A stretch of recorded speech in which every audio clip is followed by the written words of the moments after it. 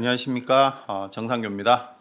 제가 지난 회에는 이제 그 법구경, 우리 초기경전에 나오는 부처님께서 우리들에게, 이 중생들에게 힘을 주신 내 자신을 믿고 나가라. 이제 거기에 대한 말씀을 이렇게 드렸고요.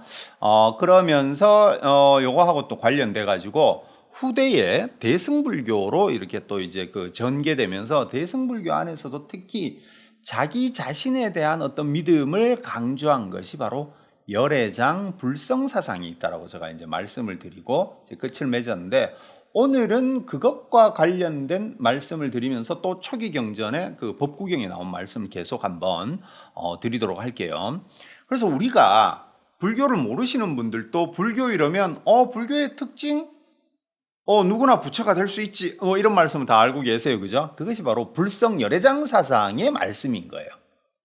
또 누구나 성불할 수 있다. 이제 이게.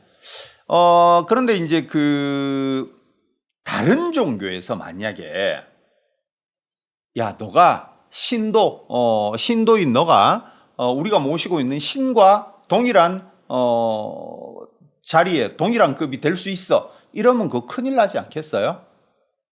근데 불교는 그렇게 얘기를 합니다. 너도 부처, 나도 부처.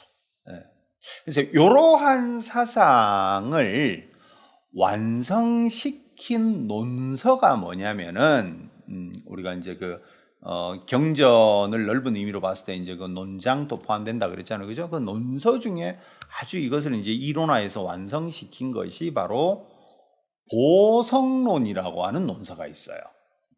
보성론은 원래 제목은 구경일승 보성론이라고 해요. 구경, 즉 궁극, 최상의 어떤 보석과 같은 성품에 관한 논서다. 이렇게 해서 줄여서 이걸 보성론 이렇게 얘기를 해요.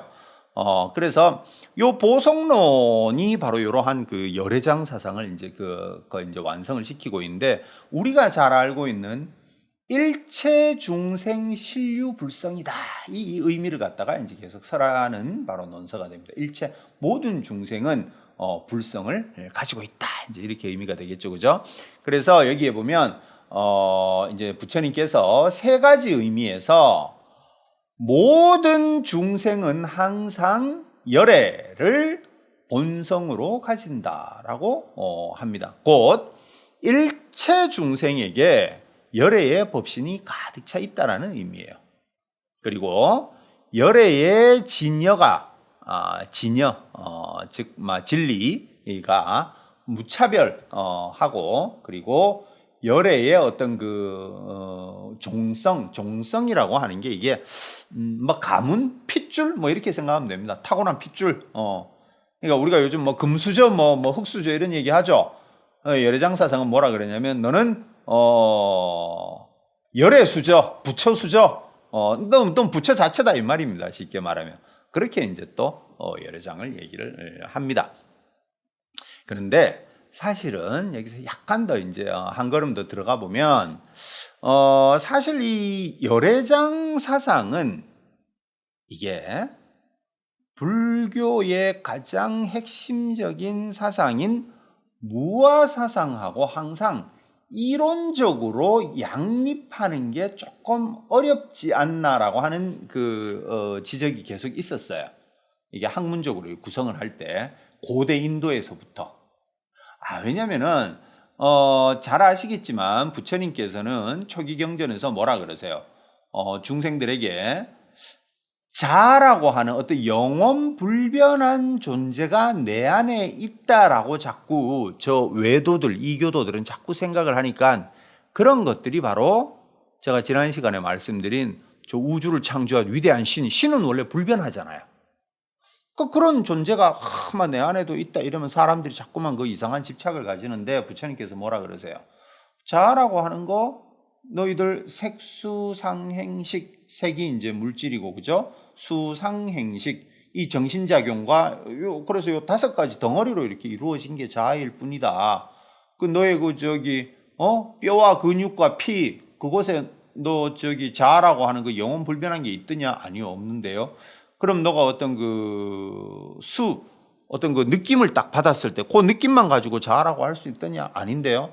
그럼 그거 다 온 모두가 영원 불변한 게 아니다. 그래서 요 비유가 많이 나오는 게 뭐예요? 바로 수레의 비유죠. 수레의 비유. 우리가 수레라고 할 때 그 수레는 그 바퀴, 바퀴살, 손잡이 요런 것들이 다 모였을 때 우리가 그때 그 시절 인연이 맞았을 때 그것을 수레 이렇게 얘기를 하는 거지. 만약에 그것이 또 이렇게 다 흩어져 버리면 그러면 우리가 바퀴만 보고 아 이거 수레다 이럴 수가 있습니까? 없죠. 그러니까 나를 구성하는 5가지 덩어리 중 어디에도 자라고 하는 건 없다. 그것이 그렇게 모였을 때 일시적으로 나라고 하는 일시적인 이름이 붙을 뿐이다. 라고 해서 무아를 이렇게 경전에서는 이제 계속 설하십니다. 그런데 뭐라 그래요? 이 열애장 불성사상으로 오면 어쨌든 부처님의 어떤 그 씨앗, 부처님의 가능성, 부처님의 깨달음을 내가 영원 불변하게 가지고 있다 이러니까 아우 약간 저 부처님께서 그때 무아를 설하시면서 그토록 배격하시려고 했던 저 이교도들 외도들의 어떤 저 사상하고 이 열애장 사상이 비슷한 게 아니냐라는 지적이 늘 있어 왔어요. 그것은 이 열애장 사상을 펼친 대승의 사상가들도 그 점을 충분히 인지하고 있었어요. 요 열애장 사상에 관한 어떤 그 문헌들이 기원 전후 좀 지나가지고 이렇게 나오는데 인식을 하고 있었거든요. 그런데 이것은 이제 어떻게 우리가 이제 해석을 해야 되냐면은 논리적 구조는 상당히 좀 비슷한 데가 있습니다. 그건 사실 완전 다르다 이제 이럴 수는 없습니다만은 이것은 그 시대에 따라서 부처님의 가르침을 전하기 위해서 어떤 그 설명의 방법이 조금씩 이렇게 달랐던 거예요. 자, 열애장 사상이라고 하는 것은 대승불교 안에서도 조금 뒤에 나온 거예요. 그러면 이 대승불교라고 하는 것은 대승, 다 알고 계시겠지만 모든 중생들의 구제가 목표잖아요. 그죠? 그러면 어떻게 하면 현실적으로 한 명이라도 더 많은 중생을 이끌고 갈까요?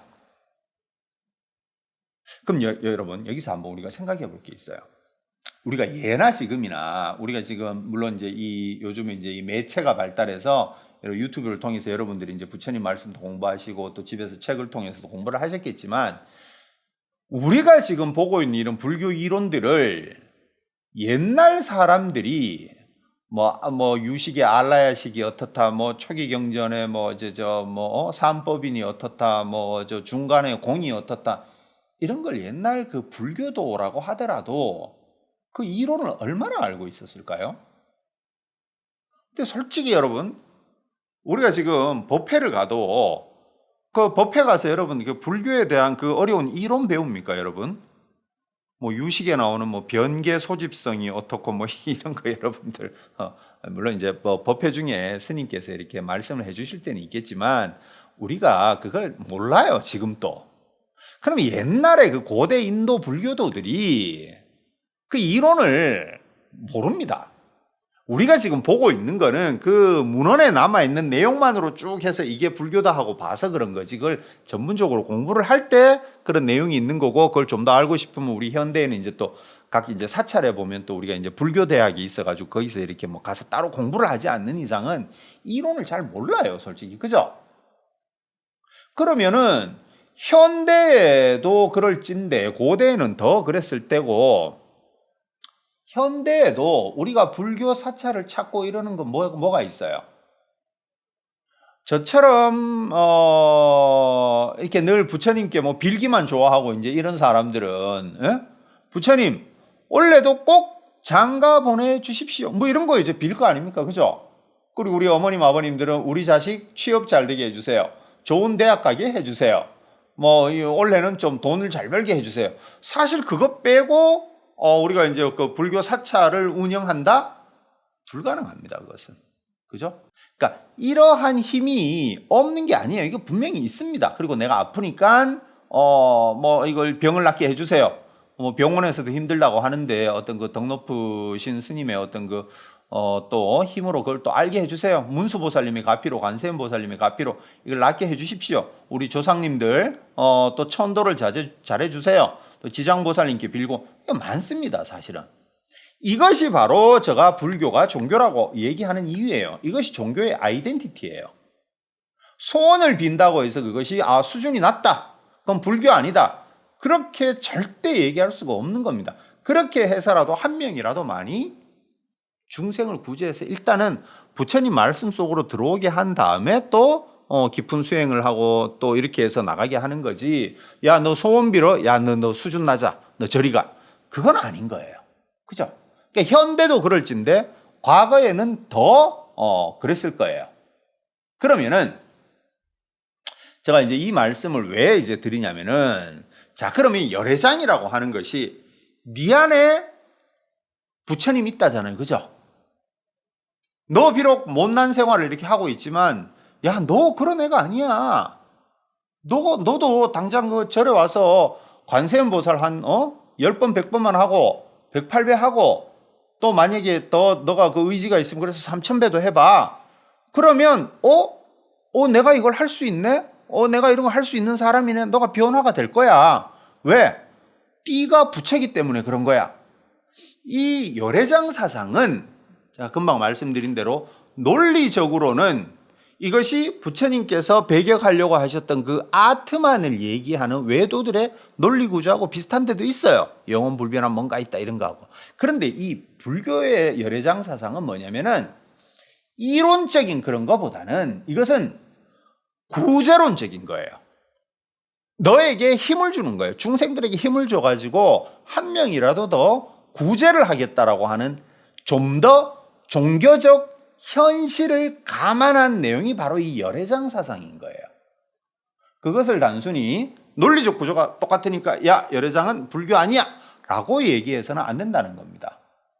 이 말씀을 왜 드리냐면 실제로 1980년대 말에 일본에서는 바로 이 열애장 사상은 불교가 아니다라고 하는 학파랄까 생겼어요. 실제로. 이것을 바로 비판불교라고 얘기를 합니다. 마츠모토 시로 교수님, 너무나 이제 학술적으로는 뛰어나신 교수님이시긴 한데, 그래서 전 세계 불교계의 센세이션을 불러일으켰던 적이 있어요. 그런데 그것은 단순히 그렇게 볼 문제가 아니라는 거예요. 이 열애장 사상이라고 하는 것은 우리가 엄밀하게 이제 학술적으로 들어가면 단순히 겉으로 보는 논리 구조가 저 외도들의 어떤 얘기들하고 비슷할 수도 있다라고 얘기할 수도 있겠지만, 이 열애장 사상은 어쨌든 이 대승불교라고 하는 그 정체성 속에서 어떻게 하면 중생을 이끌 수 있을까? 그때는 바로 어려운 이론 이런 것보다는 너가 바로 부처다라고 하는 이 믿음을 줌으로 인해 가지고 중생을 구제하겠다라고 하는 그 뜻이 강하게 들어있는 게 바로 이 열애장 사상의 특징이라고 할 수가 있습니다. 그러면 내가 열심히 관음 기도를 해서 그 기도 속에서 어떤 느끼는 그 환희심이 또 있을 것이고, 또 지장 기도를 해서 또 가피를 입을 때도 있고 있잖아요. 그죠? 그러면 우리 중생은 어떻게 생각하겠어요? 부처님 말씀과 부처님 가르침이 이렇게 내 현실을 또 다른 방법으로 이 어려움을 또 꿰뚫어 또 넘어갈 수 있게 하는 힘을 주는구나, 이걸 알 수 있겠잖아요. 그죠? 그래서 이 열애장 사상을 우리가 이해할 때는 불교가 가지고 있는 어떤 종교적 아이덴티티를 반드시 감안을 해야 되는 거예요. 단순히 논리적으로 이론적으로 생각해서는 안 되는 거고, 이렇게 종교라고 하는 것은 개인의 체험에서 오는 그 환희심이 있는 거잖아요. 그죠? 이런 감정을 싹 다 무시하고 이건 부처님 당시에 부처님께서 배격했던 다른 사상하고 비슷하네, 이렇게 봐서는 안 된다는 겁니다. 우리가 사실 저도 불교를 연구하는 사람으로서 우리가 사실 연구자들은 어떤 그 문헌에 나온 기록, 그 이론 이런 걸 또 중시할 때가 많이 있거든요. 물론 학문적으로는 그것도 반드시 또 그런 또 객관적인 틀을 유지를 해야 되지만, 하지만 종교라고 하는 것은 반드시 그 이론적으로만 볼 것이 아니라 어떤 그 개인의 내적 체험이 매우 중요한 겁니다. 그것을 우리가 절대 무시해서는 안 되는 거예요. 그래서 열애장은 바로 이 구제를 통한 깨달음, 이렇게 얘기할 수 있는 거예요. 이것이 바로 열애장 사상이 되는 것입니다. 그러니까 여러분, 혹시나 그런 분들이 있을 거예요. 저도 사실 이제 불교를 처음 접할 때, 사실 어렸을 때부터 제가 이제 고향이 경북 영주인데 그 부석사, 어렸을 때 그냥 놀러를 많이 갔었죠. 놀러를. 그때는 잘 모르고 이랬는데 불교 공부를 이렇게 하면서 한때 제가 그랬어요. 아, 그래. 역시 불교는 정말 이게 철학적으로 너무나 지금 서양 철학이 사실 이 근대에 와서 이렇게 구축한, 완성했다라고 할 수 있는 그런 많은 서양 철학적 관점을 이 불교 철학은, 인도 철학은 이미 2000년 전에 그걸 다 얘기를 했습니다. 제가 단순히 불교도고 불교학자라서 이런 얘기하는 게 아니라 이건 다 인정하는 바예요. 뭐 언어 철학, 뭐 심리 철학, 뭐 그다음에 뭐 분석 철학 이런 것들의 그 원형을 더 깊게 인도 철학은 이제 가지고 있습니다. 그래서 여러분들 사실 우리가 저기 이제 석굴암 앞에 가면 지금은 또 아직 있나 모르겠는데 저는 사실 그게 좀 그래요. 거기 보면 영국인들은 전 인도를 준다 해도 셰익스피어와 바꾸지 않겠다 뭐 이런 말을 했다라고 하잖아요, 그죠? 근데 그것은 굉장히 잘못된 얘기죠. 그 인도라고 하는 건 세계 4대 고대 문명이 하나인데 전 인도를 줘도 셰익스피어와 바꾸지 않겠다? 말이 안 되는 겁니다. 그 인도 철학이 구축한 그 거대한 철학 체계, 이 불교 철학 하나만 하더라도 이 서양 철학이 구축한 현대, 근대에 와서 겨우 완성한 그런 철학들을 이미 2000년 전에 다 완성을 하고 있습니다. 그래서 이제 그 인도는 철학적으로 굉장히 이제 깊은데, 저도 이 불교 공부를 하면서 그래서 이렇게 불교가 가지고 있는 철학적인 어떤 완성도 이쪽으로 또 저도 또 빠지게 되더라고요. 그러면서 또 그다음부터 이제 절에 가면 아유 저 부처님께 뭘 빌고 이런 게 내가 좀 이렇게 수준 낮은 사람이 되는 게 아닌가 이런 생각을 했던 적도 있어요. 근데 공부를 조금 더 이렇게 해보니까 불교는 종교고 개인의 내적 체험 그리고 부처님께서 내려주신 그 가피력도 그거는 당연히 있는 거기 때문에 근데 거기에서만 멈추면 안 되죠. 불교의 목적은 그게 아니니까. 근데 그것도 다 우리가 불교로서 봐야 되는 거예요. 넓은 의미에서 열애장은 바로 그러한 맥락에서 이해를 해야 됩니다. 선언이에요. 너가 부처다라고 하는 선언. 하지만 다른 종교에서는 너가 바로 우리 종교에서 모시는 신이다 이런 얘기는 절대 못하죠. 그죠? 근데 불교는 그런 걸 한다는 겁니다. 그리고 불교의 대승불교 철학은 잘 아시겠지만 이 공사상을 얘기하는 중간 철학하고 심오한 무의식을 얘기하는 유식학파 이 두 개가 있다 그랬잖아요. 그죠? 그런데 이 열애장 사상은 그럼 어디에 속하느냐? 중관학파와 유식학파는 그것을 계승하는 사람들이 있어요. 나는 중간학파다. 나는 유식학파다. 이런 게 있어요. 근데 열애장은 나는 열애장 학파다. 이런 게 없어요. 현재로 봤을 때는. 뭐 언제 또 그게 이제 뭐 발견될지는 모르지만.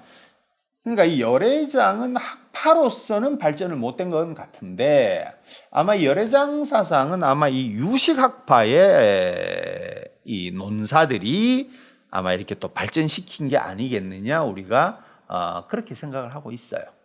그래서 어쨌든 열애장 불성사상은 특히 동아시아 불교에서 매우 큰 영향을 줬습니다. 여러분 이제 그 유명한 대승기신론 있죠.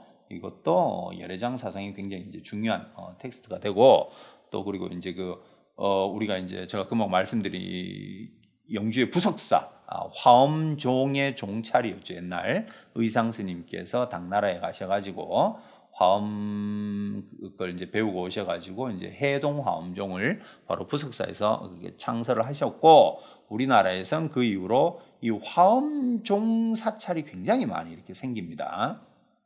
그런데 그 화엄종의 확립자이신 이제 그 현수 법장 스님도 이 열애장 사상에 매우 또 큰 역할을 하신 분이 돼요.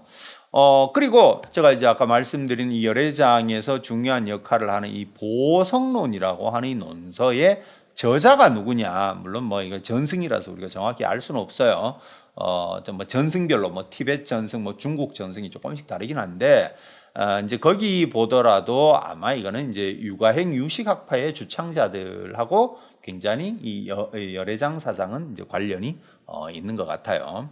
그리고 이름 그대로 약 한 3세기경에 이 보성론은 논서잖아요. 논서, 해설서, 참고서. 그런데 이제 3세기경에 열애장경이라고 하는 아주 짧은 경전이 있습니다. 당연히 열애장을 설하고 있습니다. 이 열애장경에 보면은 아주 유명한 그 9가지 비유가 나와요. 우리가 열애장사성은 뭐라 그랬어요? 네 안에 부처가 있다 이거죠, 그죠?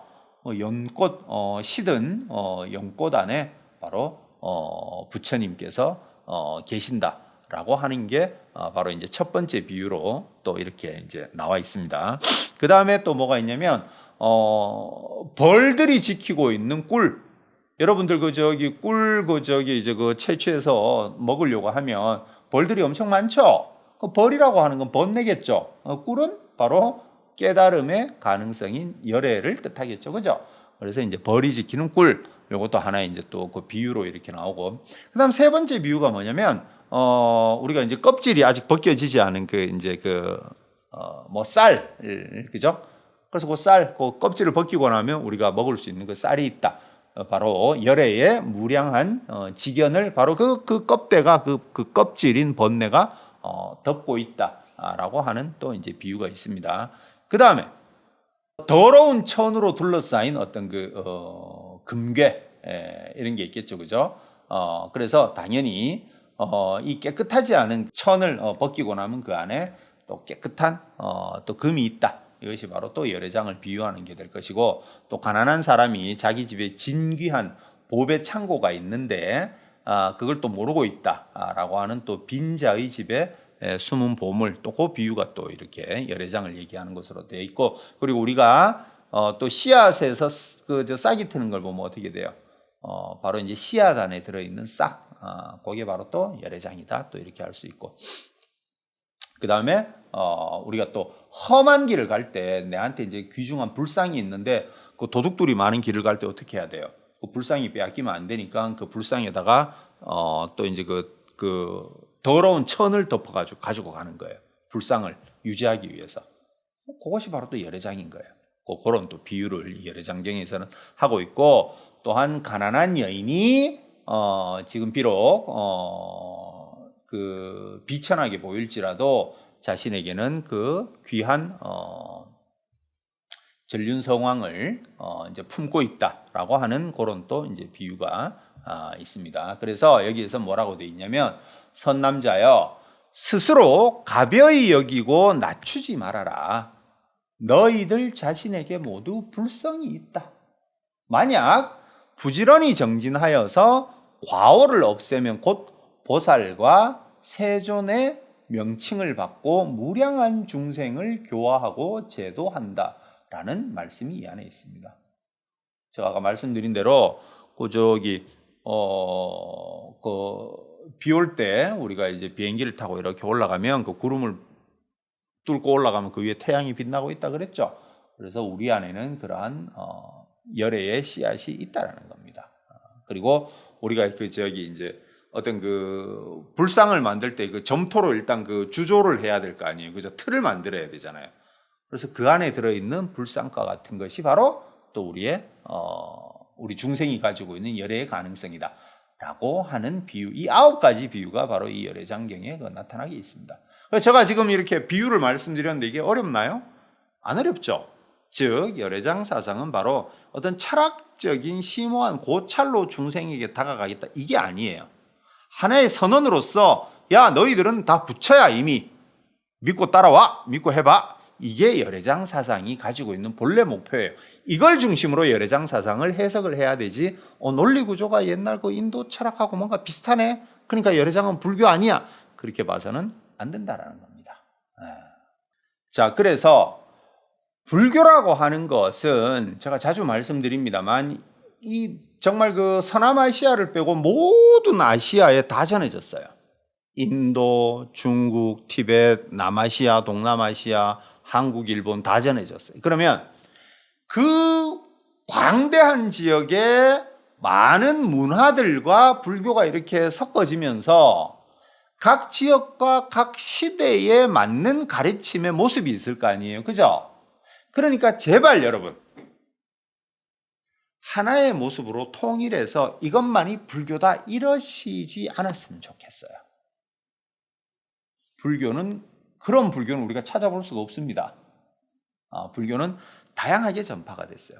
그래서 그거하고 비슷한 말씀을 하나 이렇게 드리면, 그래서 뭐 어디 가면 이 기도법이 뭐 최상이다, 저 기도법이 최상이다, 이거를 해야 이것이 좀 더 이렇게 수준 높은 사람들의 기도다, 그런 게 어디 있어요. 하나라도 열심히 하는 게 중요한 거지.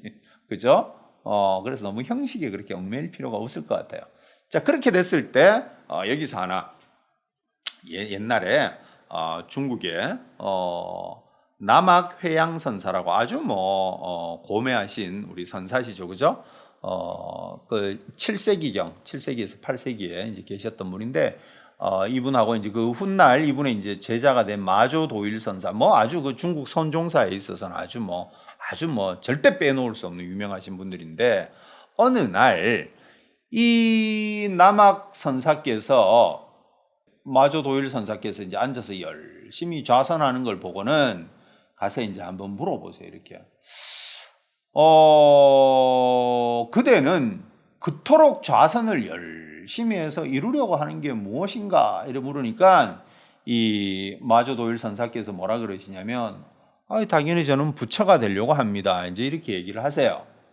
그러니까 남학 선사께서도 어떻게 하시냐면, 거기서 이제 벽돌을 하나 들어가지고 그 절 앞에 있는 바위에서 벽돌을 계속 이렇게 가는 거예요.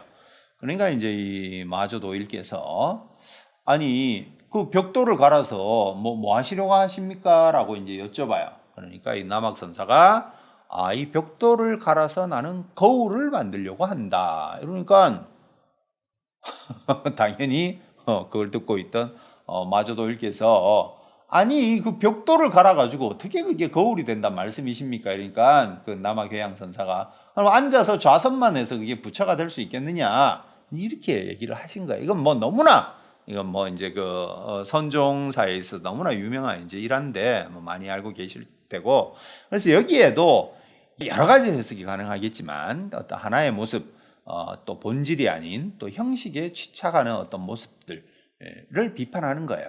아까 제가 금방 이제 또 열애장사장 이렇게 해서 조금 더 그걸 이제 또 조금 넓게 이렇게 해석을 하자면, 바로 내가 부처가 되어야겠다, 그러려면 오직 좌선뿐이다, 이렇게 되면 오히려 그것이, 아니면 내가 오직 이 기도만 해야겠다, 이렇게 되면 그것이 하나의 큰 장애가 되어가지고 나를 속박할 수도 있습니다.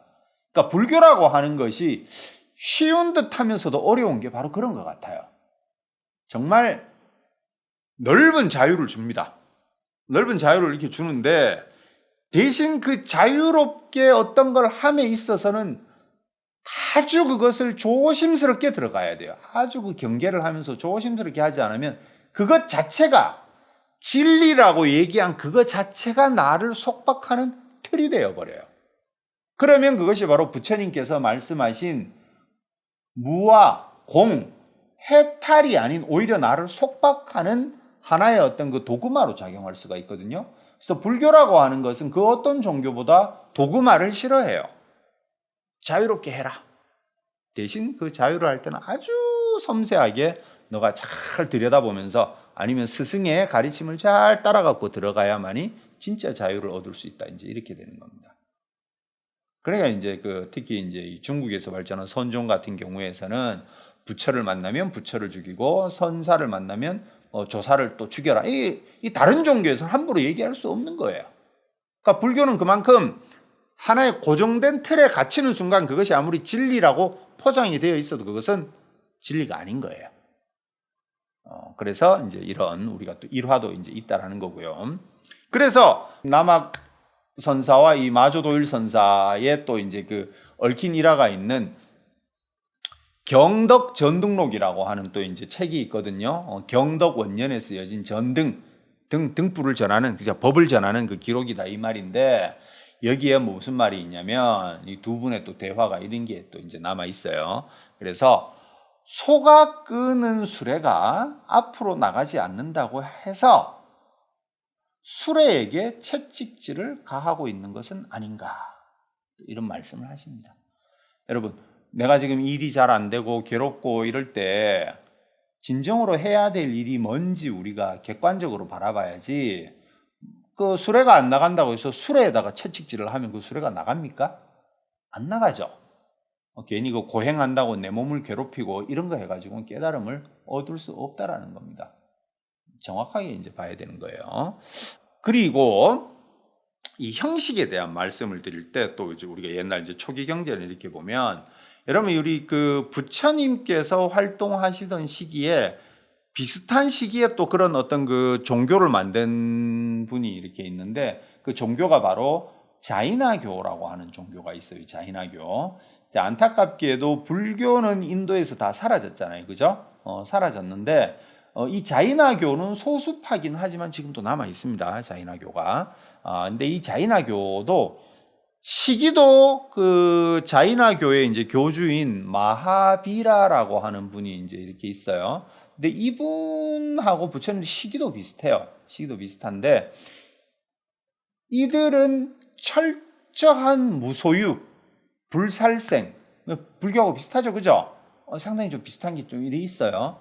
이제 불교 경전에도 꽤 자주 이렇게 등장하는데 이 불교 경전을 이렇게 보면 이제 니건타들이요, 뭐 니건타, 뭐 이런 식으로 이렇게 나오는 이름이 있어요. 그게 바로 자이나교도인데 이 자이나교도 중에 한 일파는 철저한 무소유를 위해서 옷을 다 벗고 다니는 그 지금도 있습니다. 그런 분들이 인도에 가면 그 자이나교도들이 있어요. 근데 이제 이분들은 그렇기 때문에 철저한 고행주의를 실천합니다. 그래서 일반 신도들도 물을 마실 때도 저 우물에서 그 물을 뜨면 그 바가지 위에 흰 천을 덮어가지고 그 물을 뜨고 이래요. 왜? 물 안에 있는 미생물을 죽이면 안 되니까. 그렇게 되고 내 안에 있는 순수 어떤 그 영혼이 업 때문에 점점 무거워질 수 있으니까 결국 수행을 하면서 단식해서 죽는 것도 수행에 그걸로 인정하기도 하고 막 이랬습니다. 근데 하여튼 굉장히 철저한 이제 고행을 그걸 하는 건데 우리가 이제 그 고행이라고 하면 우리 부처님께서도 처음에 출가하시고 나서 고행을 이렇게 하셨었잖아요, 그죠? 그래서 부처님께서는 고행이라고 하는 것이 이게 참된 깨달음으로 갈 수 없는 것이다. 이제 이렇게 해서 고행을 버리시죠, 그죠? 그래서 이제 그 명상 수행을 통해 가지고 선정 수행을 통해 가지고 바로 깨달음을 얻으시고 그렇게 해서 바로 깨달음을 얻으셔 가지고 처음에 이제 오비구들에게 이제 그 법륜, 초전 법륜, 그 이제 진리를 처음으로 이제 가르치러 이렇게 가시죠, 그죠? 근데 여기서 또 재밌는 게 뭐냐면 부처님께서 이제 그 오비구를 찾아서 이렇게 가실 때 이제 다른 교단의 어떤 그 수행자를 이렇게 만나시거든요. 그때 이제 이 우빠까라고 하는 그 수행자가 부처님을 이렇게 멀리서 탁 보고는 바로 뭐라 그러냐면 부처님께 다가와가지고 그 당시에는 이제 그 수행자들 이 사문들이 이렇게 이제 그 출가 수행을 많이 하니까 이 수행자도 부처님을 탁 뵙고는 그 아우라에 압도당하는 거예요. 딱 보니까 이 깨달은 자로서의 그게 다를 거 아닙니까? 그죠? 우리가 여러분, 고생 하다가 마음만 좀 편해져도 사람 안색이 확 달라지잖아요. 그죠? 그래서 그 사람이 부처님께 와서 당신의 스승이 누구냐? 바로 딱 이걸 묻습니다. 너의 소속이 어디냐? 이제 이런 것부터 딱 물어요. 그러니까 부처님께서 뭐라 그러십니까? 나는 일체 지자요, 일체 승리자이다.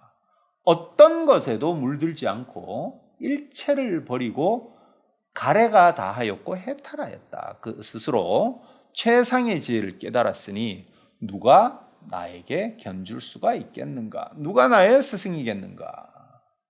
나에게는 스승이 없고 나와 비슷한 자도 없고 하늘과 땅에 나와 견줄 자가 없다. 이렇게 얘기를 하십니다. 나는 세상에서 깨달은 자, 즉 아라한이고 정등각자이고 바로 욕망의 불꽃이 꺼졌고 정멸을 이루었다. 이제 나는 법을 전하리라. 이 어두운 세상에 사라지지 않는 영원한 북을 울릴 것이다. 이제 이렇게 딱 말씀을 하십니다. 번뇌가 다한 나는 진정한 승리자이며 일체의 악한 법을 다 정복했기에 나는 바로 승리자라고 한다. 라고 이렇게 얘기를 하시죠. 그죠? 그러니까 이 수행을 많이 하고 기도를 이렇게 많이 하시면 경전 열심히 읽으시고 하시면 뭐 비싼 이렇게 뭐 화장품 이렇게 안 쓰셔도 얼굴 탁 좋아지실 수 있습니다. 일단 그래서 이렇게 해서 이제 그 부처님께서 고행을 버리고 이제 깨달음을 얻으셔가지고 이렇게 이제 그 오비구를 찾아서 이렇게 가실 때 이런 이제 일도 있었고, 그래서 이제 오비구를 처음 만났을 때 어떻게 됩니까? 오비구들이 바로 부처님을 딱 멀리서 부처님이 오시는 걸 보고 뭐라 그래요? 도반들이요. 저기 저 타락한 고행을 버리고 뛰쳐나갔던 저 고타마 사문이 오니까 우리 아는 척하지 말자, 이렇게 얘기하죠. 그러니까 이제 그렇게 얘기를 했음에도 불구하고 부처님께서 가까이 오니까 어떻게 됩니까? 누군가는 이제 자리를 펴주고 누구는 이제 그 발 씻을 물을 가져오고 막 이러잖아요, 그죠? 그 아우라의 압도가 되는 거죠, 그죠? 그래가지고 그 오비구들이 이제 뭐라 그래요? 부처님께 도반이요 이제 이렇게 하니까 부처님께서 바로 딱 서열 정리 딱 하시죠, 거기서. 비구들아, 깨달은 자를 도반이요 이렇게 부르면 안 된다. 열애는 아라한이고 정등각자이다. 앞으로 불사의 길이 열렸다. 내가 그 법을 살아겠다. 딱 이렇게 가지고 바로 이제 오비구들이 부처님 말씀을 믿고 또 깨달음을 얻는다. 이제 이런 얘기가 이제 이렇게 있습니다. 제가 그래서 이 말씀을 왜 드렸냐면 아까 이제 그 형식주의, 고행주의. 그래서 부처님께서 처음에 이제 출가하시고 나서 여러 그 스승들, 요가의 스승들을 다 찾아 만나잖아요. 그죠? 그런데 이제 그런 사람들을 만나가지고 고행도 하고 여러 가지 이렇게 하지만 부처님께서는 그런 걸 이제 벗어나시면서 특히 고행에 관해서는 아까 말씀드린 이제 자이나교의 어떤 그 고행주의자, 또 이런 것도 부처님께서 경전에서 많이 이렇게 비판을 이렇게 하십니다. 그런데 이제 여기서 한 가지, 부처님의 10대 제자 중에서 우리가 이제 그 지계제일이라 그러죠. 이제 계율을 가장 잘 지키시는 청정지행의 이제 그 우바리 존자께서 계신데, 이분은 그렇게 이제 높은 신분이 아니었죠. 그죠? 이제 이발사셨는데, 그래도 부처님이 10대 제자가 됐어요. 그래가지고 어떤 부처님께서는 그 당시에 정말 그 신분 차별을 이렇게 이제 신분 차별을 하지 않으셨던 분으로 이렇게 이제 우리가 알고 있는데, 근데 이제 그 제가 이제 지난주부터 이제 말씀드린 대로 우리가 이 법구경의 제일 마지막 장에 보면 그 브라만 품이 있어요. 즉 바라문 품이 있는데, 여기서 부처님께서는 이 브라만을 굉장히 최고의 어떤 그 깨달음을 가진 사람, 그 수행자로서 이 브라만이라고 하는 단어를 계속 쓰세요. 그러니까 이걸 보면 여기서 말하는 브라만은 어떤 그 청정한 수행자로서 그 용어를 계속 이렇게 쓰시거든요. 그래서 이걸 보고 어떤 사람들은 과연 부처님께서 그런 어떤 그 브라만이나 이런 거를 다 무조건 철폐하셨을까, 그런 사상들을 뭐 이렇게 이제 얘기하는 분도 있어요. 이제 브라만 품에 보면 부처님께서는 브라만 집안에서 태어났다고 해서 고귀한 브라만이 되는 것이 아니다. 바로 자기 내면이 늪과 같이 어지러운데 옷과 장신구가 무슨 소용이 있겠느냐라고 또 말씀을 하십니다.